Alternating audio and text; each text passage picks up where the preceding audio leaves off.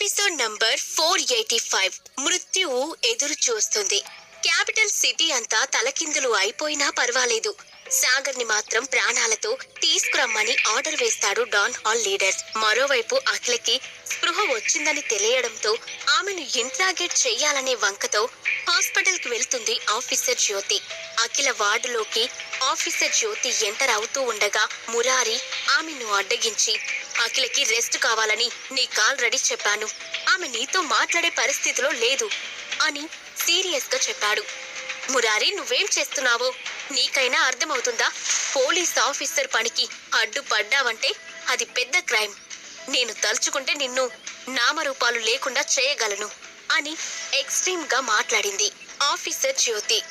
మురారి తన దారికి పదే పదే అడ్డుపడుతుంటే జ్యోతికి చాలా చిరాగ్గా అనిపించింది. పొజిషన్ ఉంది కదా అని ఇష్టం వచ్చినట్టు మాట్లాడకు. నేను తలుచుకుంటే 2 నిమిషాలలో నీ పోస్ట్ పీకించగలను, మైండ్ ఇట్ అని ఆవేశంగా చెప్పాడు మురారి. లాస్ట్ ఛాన్స్ మురారి, ఇదే నేను నీకిస్తున్న లాస్ట్ ఛాన్స్, మర్యాదగా తప్పుకో అని పళ్ళు నూరుతూ సీరియస్ గా చెప్పింది ఆఫీసర్ జ్యోతి. అచ్చా సరే, అయితే ఇలా ప్రతిసారి నీతో వాదించడం నాకు కూడా చాలా బోరింగ్ గా ఉంది. ఈ రోజు నువ్వో నేనో తేలిపోవాలి. ఇక్కడి నుండి ఇంచు కూడా కదలను. ఏం చేసుకుంటావో చేసుకో అంటూ పిడికిలి బిగించి అఖిల ఉన్న వార్డు డోర్ కి అడ్డంగా నుంచున్నాడు మురారి. నిన్ను చూస్తుంటే నాకు జాలేస్తుంది మురారి. నా చేతిలో తిన్న కొరడా దెబ్బల్ని అప్పుడే మర్చిపోయావా అంటూ వ్యంగ్యంగా నవ్వింది ఆఫీసర్ జ్యోతి. ఓ, ఈసారి అటువైపు నుంచి నరుక్కు వస్తున్నావన్నమాట.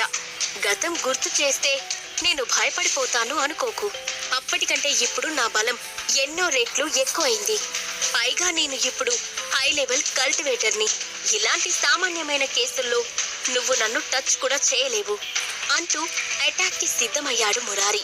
అతని శరీరం నుండి విపరీతమైన స్పిరిచువల్ ఎనర్జీ విడుదలైంది. అది చూసేసరికి జ్యోతితో పాటు వచ్చిన మిగిలిన పోలీస్ ఆఫీసర్స్ ఒక్కసారిగా షాక్ అయ్యారు. ఆఫీసర్ జ్యోతి మాత్రం స్థిరంగా నిలబడి, నువ్వు కల్టివేటర్వి అయినంత మాత్రాన నీ ఇష్టం వచ్చినట్టు ప్రవర్తించగలను అనుకోకు. నేను ఇంట్రాగేట్ చేయడానికి వచ్చింది అఖిలని. ఆమె సామాన్యమైన అని ఏదో చెప్తూ ఉండగానే మురారి ఆమె మాటలకు అడ్డుపడుతూ, అఖిల సామాన్యమైన మనిషి అని ఎందుకు అనుకుంటున్నావు? తాను కూడా లాంగ్వేజ్ అకాడమీలో స్టూడెంట్, అంటే ఒక కల్టివేటర్. నీ ఇష్టం వచ్చినట్టు కల్టివేటర్ ని ఇంట్రాగేట్ చేయడానికి వీల్లేదు. నువ్వు మన సీక్రెట్ కింగ్డమ్ లోని లాని బ్రేక్ చేయాలని చూడకు, అది నీకే నష్టం అని హెచ్చరిస్తున్నట్టుగా చెప్పాడు మురారి. అతని మాటలు ఆఫీసర్ జ్యోతికి మరింత చిరాకు తెప్పించాయి. కంటిన్యూస్ గా తన దారికి అడ్డుపడుతూ ఉండడమే కాకుండా తనని రెచ్చగొడుతూ ఉండడంతో మురారి కళ్ళలోకి సూటిగా చూస్తూ, కల్టివేటర్ అని రెచ్చిపోతున్నావేంటి? హైదరాబాద్ లో సామాన్యులు కూడా ఉన్నారు. స్వప్నలో కంపెనీలో జరిగిన బుల్లెట్ దాడిని సామాన్యులు అందరూ చూశారు. దాని గురించి ఇన్వెస్టిగేట్ చేయమని మాకు హయ్యర్ అఫీషియల్స్ నుండి ఆర్డర్స్ కూడా వచ్చాయి. వాళ్ళకి ఇప్పుడు సరైన సమాధానం చెప్పకపోతే స్వప్నలో గ్రూప్ మొత్తం పెద్ద ఇబ్బందుల్లో చిక్కుకుంటుంది అని గట్టిగా అరిచింది ఆఫీసర్ జ్యోతి.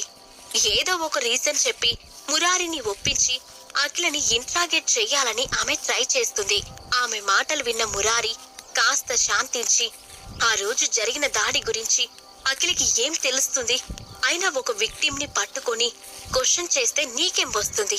మర్యాదగా నీ ఇన్వెస్టిగేషన్ ఏదో బయటకు వెళ్లి చేసుకో అంటూ మురారి ఇంకా ఏదో మాట్లాడే లోపే వార్డులోంచి వేగంగా బయటకొచ్చింది రజిత.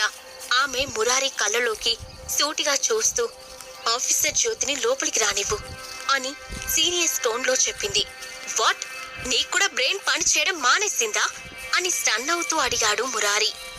నాకు కాదు, అఖిలకి పని చేయడం లేదు, తనే జ్యోతిని లోనికి రమ్మని చెప్పింది అని అంది రజిత. దాంతో ఏం చేయలేక నిస్సహాయంగా పక్కకి తప్పుకున్నాడు మురారి. ఆఫీసర్ జ్యోతి అతని వైపు గర్వంగా చూస్తూ లోపలికి వెళ్ళింది. ఆ రూమ్ లో బెడ్ మీద అఖిల సైలెంట్ గా కూర్చుని ఉంది. కంటిన్యూస్ అటాక్స్ వల్ల ఆమె శరీరం అంతా పాలిపోయింది. బాడీలో కొంచెం కూడా ఓపిక లేనట్టు నీరసంగా ఉంది. ఆఫీసర్ జ్యోతి అఖిల వైపు అడుగులు వేస్తూ, ఐఎమ్ సారీ అఖిల, నువ్వు రెస్ట్ తీసుకోవాల్సిన టైంలో నేను ఇంట్రాగేషన్ పేరుతో డిస్టర్బ్ చేయాల్సి వచ్చింది. ఎక్కువసేపు నీ టైం తీసుకోను, కానీ నువ్వు మాకు కోఆపరేట్ చేసి నీ స్టేట్మెంట్ ఇవ్వు అని అఖిల బెడ్ పక్కనే ఉన్న చైర్ని లాక్కొని కూర్చుంది. అప్పటికే అఖిల స్వప్నలో కంపెనీకి సంబంధించిన కొన్ని డాక్యుమెంట్స్ ని చెక్ చేస్తూ ఉంది. అంత ఫార్మల్ గా మాట్లాడాల్సిన అవసరం లేదు. ఆఫీసర్ జ్యోతి, ముందు మీతో వచ్చిన ఆఫీసర్స్ ని బయటకు వెళ్ళమని చెప్పండి. ఎక్కువ మంది స్ట్రేంజర్స్ ని చూస్తుంటే నాకు చిరాగ్గా ఉంది అని తల కూడా పైకి ఎత్తకుండా చెప్పింది. దాంతో స్ట్రైట్ గా పాయింట్ కి వచ్చేసిన జ్యోతి, మీకున్న ఎక్స్పీరియన్స్ తో స్వప్నలోక్ లాంటి పెద్ద కంపెనీ బాధ్యతలను తీసుకోవడం చాలా ఇబ్బందిగా ఉంటుంది, అవునా అని అడిగింది. ఆఫీసర్ జ్యోతి అఖిల గురించి పూర్తి ఇన్ఫర్మేషన్ గ్యాదర్ చేసింది. ఆమె పుట్టినప్పటి నుండి ఏ స్కూల్లో చదివింది, ఏ కాలేజ్కి వెళ్ళింది, ఆమె ఫ్రెండ్స్ ఎవరు, ముక్తా ఫ్యామిలీ స్టేటస్ ఏంటి, ఇంతకు ముందు అఖిల ఏ కంపెనీలో పనిచేసింది, ఇలా అన్ని డీటెయిల్స్ తెలుసుకుంది. జ్యోతి అడిగిన ప్రశ్నకు అఖిల ఎలాంటి సమాధానం చెప్పలేదు. దాంతో జ్యోతి గొంతు సవరించుకొని, మీరు నాకు ఆన్సర్ ఇవ్వడానికి ఆలోచించక్కర్లేదు. ఈ మ్యాటర్ మన ఇద్దరి మధ్య ఉంటుంది. నేను ఎవరికీ చెప్పను. హైదరాబాద్ సిటీలో ముక్తా ఫ్యామిలీ టాప్ ఫ్యామిలీస్ లో ఒకటి కాదు. వాళ్ళకి ఒక చిన్న బిజినెస్ ఉండేది అంతే. కానీ ఒకరోజు రాత్రి అకస్మాత్తుగా ముక్తా ఫ్యామిలీ మొత్తం నాశనం అయిపోయింది. సాగర్ సహాయం వల్లే మీరు ప్రాణాలతో బ్రతికి బయటపడ్డారు. అదీ కాక స్వప్నలో కంపెనీ మీ చేతికి రావడానికి కూడా సాగరే కారణం. నేను చెప్పింది కరెక్టేనా అంటూ మరో ప్రశ్న వేసింది. ఆఫీసర్ జ్యోతి, మీరు ఇలాంటి ప్రశ్నలే అడుగుతాను అంటే ప్లీజ్ దయచేసి వెళ్ళిపోండి. నేను అనవసరమైన ప్రశ్నలకు సమాధానం ఇవ్వదలుచుకోలేదు. అండ్ ప్లీజ్ ఇంకొకసారి ఇలా నా టైం వేస్ట్ చేయకండి. నాకు ఆల్రెడీ చాలా పనులున్నాయి అని గంభీరంగా చెప్పింది అఖిల. అప్పటి వరకు ఏదో చెప్పాలని ట్రై చేసిన ఆఫీసర్ జ్యోతి అఖిల మాటలు వినగానే సైలెంట్ అయిపోయింది. ఒక్కసారిగా ఆ రూమ్ లో వాతావరణం గంభీరంగా మారిపోయింది. మరోవైపు సాగర్ ఒక దట్టమైన అడవిలో ఉన్నాడు. ఆ అడవిని చీకట్లు కమ్మేస్తుంటే కంటికి కనిపిస్తున్న ఒక కిరణం వైపు అతను పరుగులు పెడుతున్నాడు. కానీ ఎంతసేపు పరిగెత్తినా ఆ కిరణాన్ని చేరుకోలేకపోతున్నాడు. ఉండే కొద్దీ అది దూరం అవుతూ ఉంది. అసలు అతను దాన్ని ఎందుకు వెంబడిస్తున్నాడో కూడా తెలీదు. సాగర్, ఈ నిషిది వలయం నుండి నువ్వు తప్పించుకోలేవు. నీ మృత్యువు నీ కోసం ఎదురు చూస్తుంది అన్న మాటలు సాగర్ చెవులలో పదే పదే ప్రతిధ్వనిస్తున్నాయి. ఆ మాటలు ఎవరు చెప్తున్నారో తెలీదు, కానీ ఆ గొంతు వింటుంటే మాత్రం సాగర్ వెన్నులో వణుకు పుట్టింది. అతను మరింత వేగంతో అందుకున్నాడు. కానీ కొద్దిసేపటికి అతని శరీరం అంతా పూర్తిగా అలసిపోవడంతో మోకాళ్ళ మీద కూలబడి గట్టిగా అరిచాడు. ఒక్కసారిగా అతని కళ్ళు తెరుచుకున్నాయి. చుట్టూ చూసి గట్టిగా ఊపిరి పీల్చుకున్నాడు. ఇదంతా కళ?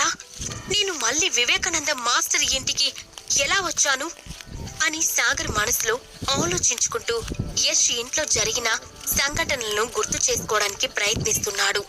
ఇంతలో, సాగర్ లేచావా? నీకోసమే ఈ మెడిసిన్ ప్రిపేర్ చేశాను, తాగు అని ఒక మట్టి కుండని సాగర్ చేతిలో పెట్టాడు వివేకానంద. సాగర్ ఏం మాట్లాడకుండా ఆ కుండలో ఉన్న ద్రవాన్ని ఒక గుటకన తాగేశాడు. దానికి ఎలాంటి టేస్టు, స్మెల్, కలర్ లేదు. చూడ్డానికి నీటిలా ఉంది, కానీ నీళ్ల కంటే కొంచెం థిక్గా ఉంది. అది తీసుకున్న తర్వాత సాగర్కి కాస్త ఓపిక వచ్చినట్టు అనిపించింది. ముందు రోజు జరిగింది గుర్తుకు రావడంతో నుదుటి మీద వేళ్లతో రుద్దుకుంటూ నేను యష్తో మాట్లాడుతుండగా అకస్మాత్తుగా ఆ విల్లా మొత్తం ఆకుపచ్చటి పొగ వ్యాపించింది. అది ఏంటో తెలుసుకునేలోగా నా కళ్ళు తిరిగినట్టయింది. అప్పుడు ఎవరో కొంతమంది మనుషులు మమ్మల్ని చుట్టుముట్టారు. తర్వాత ఏం జరిగిందో నాకు తెలీదు, కానీ మమ్మల్ని చుట్టుముట్టిన వాళ్ళు నన్ను ప్రాణాలతో ఎందుకు వదిలేశారు? అసలు వాళ్ళు ఎవరు అని అయోమయంగా అడిగాడు. నిన్ను చంపడానికి బ్లడ్ లెపోర్డ్ తన మనుషులతో వచ్చాడు. కిల్లర్ వ్యాలీలో అతను టాప్ ఎక్స్పర్ట్. కానీ ఈ విషయం గురించి నువ్వేం దిగులు పడకు, వాడి చాప్టర్ క్లోజ్ చేసేశాను అని నవ్వుతూ చెప్పాడు వివేకానంద. అతని మాటలు విన్న సాగర్ సైలెంట్ గా తల ఊపాడు. దాంతో వివేకానంద చెప్పేది కంటిన్యూ చేస్తూ, అసలు నీకు కిల్లర్ వ్యాలీ వాళ్లకు గొడవ ఎందుకు వచ్చిందో, వాళ్ళు నీ వెంట ఎందుకు పడ్డారో నాకు తెలీదు, కానీ వాళ్ళు బ్యాక్ టు బ్యాక్ అటాక్స్ చేసి నిన్ను చంపాలనుకుంటున్నారు. కాబట్టి వీలైనంత త్వరగా వాళ్ళతో మ్యాటర్ సెటిల్ చేసుకో అని చెప్పాడు. అతని మాటలు వింటూనే పొట్ట పట్టుకొని కళ్ళు చిట్లించాడు సాగర్. వివేకానంద ఇచ్చిన మెడిసిన్ పనిచేయడం మొదలుపెట్టింది. దాంతో సాగర్ కడుపులో చిన్నగా మంట మొదలైంది. అతని ఎముకలు, మజిల్స్ లో వేడి పుట్టింది. అబ్బా, మంట భరించలేకపోతున్నాను. మీరు నాకు ఏమిచ్చారు? అది దేనికి పనిచేస్తుంది అని గట్టిగా అరిచాడు సాగర్. నీ ఒంటికైన గాయాలని నేను నయం చేసేశాను. ఇందాక నువ్వు చెప్పిన ఆకుపచ్చటి పొగ ఒక పాయిజన్. అది నీ బాడీలోని ప్రతి కణంలోకి చొచ్చుకుపోయింది. ఇప్పుడు వేసుకున్న మందు వల్ల అది నీ బాడీ నుండి బయటకు వస్తుంది. అందుకే ఆ మంట. నీకు కాస్త ఓపిక వచ్చిన తర్వాత నువ్వు 2 యాంటీడోట్స్ ని ప్రిపేర్ చేయి అంటూ ఎక్స్ప్లెయిన్ చేసి థర్డ్ డైమెన్షన్ నుండి ఒక చిన్న పుస్తకాన్ని బయటకు తీశాడు వివేకానంద. దాన్ని సాగర్ చేతిలో పెడుతూ, ఈ బుక్ లో ఉన్న టెక్నిక్స్ అన్నింటినీ బాగా ప్రాక్టీస్ చేయి. ఇది ఇన్ అండ్ అవుట్ బుక్. ఇందులో చాలా అడ్వాన్స్డ్ వర్షన్ మార్షల్ టెక్నిక్స్ ఉన్నాయి అని చెప్పాడు. ఆ మాటలు వినగానే సాగర్ ఆశ్చర్యంతో కళ్ళు పెద్దవి చేసి, ఇన్ అండ్ అవుట్ బుక్కా? ఈ బుక్ మీ దగ్గరికి ఎలా వచ్చింది అని ఆత్రంగా అడిగాడు. చాలా ఏళ్ల క్రితం అనుకోకుండా నాకు ఈ బుక్ దొరికింది. కానీ నాకు సగం బుక్కే దొరికింది.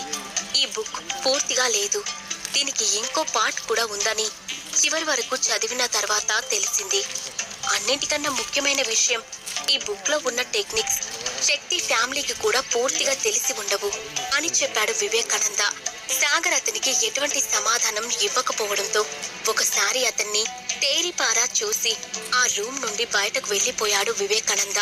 తన చేతిలో ఉన్న బుక్ ని చూసే కొద్దీ సాగర్ కి ఆశ్చర్యం మరింత ఎక్కువైంది. వివేకానంద అక్కడి నుండి వెళ్లిపోగానే థర్డ్ డైమెన్షన్ నుండి సాగర్ తన దగ్గర ఉన్న ఇన్ అండ్ అవుట్ బుక్ ని తీశాడు. ఆ 2 పుస్తకాలు చూడ్డానికి ఒకేలా ఉన్నాయి. వెంటనే 2 బుక్స్ ఓపెన్ చేసి చదవడం మొదలు పెట్టాడు. అసలు ఏం జరుగుతుంది? స్పిరిట్ గ్యాదరింగ్ బుక్ కి ఉన్నట్టుగానే ఇన్ అండ్ అవుట్ బుక్ కి కూడా చాలా వాల్యూమ్స్ ఉన్నాయి అని అనుకున్నాడు సాగర్. తర్వాత 5 రోజులు వేగంగా గడిచిపోయాయి. సాగర్ వివేకానందతో పాటు అతని ఇంట్లోనే ఉండిపోయాడు. వివేకానంద ఇచ్చిన మెడిసిన్స్ వల్ల సాగర్ బాడీలో విషం పూర్తిగా నశించింది. అతని గాయాలు కూడా కంప్లీట్ గా హీల్ అయ్యాయి. దాంతో అక్కడి నుండి తిరిగి వెళ్లిపోదామని డిసైడ్ అయి ఆ విషయం వివేకానందకి చెప్పాడు సాగర్. నువ్వు 5 రోజులు ఇక్కడే ఉన్నావు కాబట్టి నీకు ఎలాంటి హాని జరగలేదు. కానీ ఇక్కడి నుండి తిరిగి వెళ్లిన తర్వాత కిల్లర్ వ్యాలీ వాళ్ళు మళ్ళీ నీ వెంట పడతారు. వాళ్ళు కూడా నీ మీద కోపంగా ఉన్నారు. ఈ రెండింటిని డీల్ చేయడం నువ్వనుకున్నంత ఈజీ కాదు అని చెప్పాడు వివేకానంద. సరే మాస్టర్, నేను జాగ్రత్తగా ఉంటాను అని చిన్నగా నవ్వాడు సాగర్. నువ్వింకా చాలా డెవలప్ అవ్వాలి. ఇప్పుడు ఉన్న జనరేషన్ కి నిన్ను లీడర్ని చేద్దామనుకుంటున్నాను. కాబట్టి దానికోసం నేను చెప్పినట్టు కష్టపడు. ఇంకొన్ని రోజుల్లో నువ్వు బలవంతుడివని ప్రూవ్ చేసుకుంటేనే నీకు ఏమైనా నేర్పిస్తాను అని గంభీరంగా చెప్పాడు వివేకానంద. ఆ తర్వాత సాగర్తో చాలా విషయాల గురించి చర్చించి అతనికి చాలాసేపు క్లాస్ ఇచ్చాడు. వివేకానంద చెప్పిన ప్రతి మాటను శ్రద్ధగా విన్నాడు సాగర్. ఆ తర్వాత అతను డాన్ సిటీలోకి అడుగు పెట్టాడు. ఆ మరుక్షణమే కొంతమంది మనుషులు సాగర్ ని చుట్టుముట్టి అతన్ని డాన్ హాల్ లీడర్ దగ్గరికి తీసుకువెళ్లారు. సాగర్ ని చూడగానే డాన్ హాల్ లీడర్ ఎక్సైటెడ్ గా పైకి లేచి, థ్యాంక్ గాడ్, నీకేం కాలేదు. కిల్లర్ వ్యాలీ వాళ్ళు నిన్ను చంపడానికి ట్రై చేశారని విన్నాను. ఆ న్యూస్ విన్నప్పుడు నాకు చచ్చినంత భయం వేసింది. కిల్లర్ వ్యాలీ వాళ్ళు డాన్ సిటీకి వచ్చి చాలా పెద్ద తప్పు చేశారు. వాళ్ళు దానికి ఖచ్చితంగా శిక్ష అనుభవిస్తారు. నేను ఆల్రెడీ కిల్లర్ వ్యాలీ వాళ్ళ మీద అటాక్ చేయడానికి కొంతమంది మనుషుల్ని పంపించాను. నువ్వేం టెన్షన్ పడకు. ఇక డాన్ సిటీలో నీకు ఎలాంటి ఇబ్బంది రాదు. అయినా ఏంటి అలా నిల్చుండిపోయావ్? రా, వచ్చి కూర్చో అని అన్నాడు.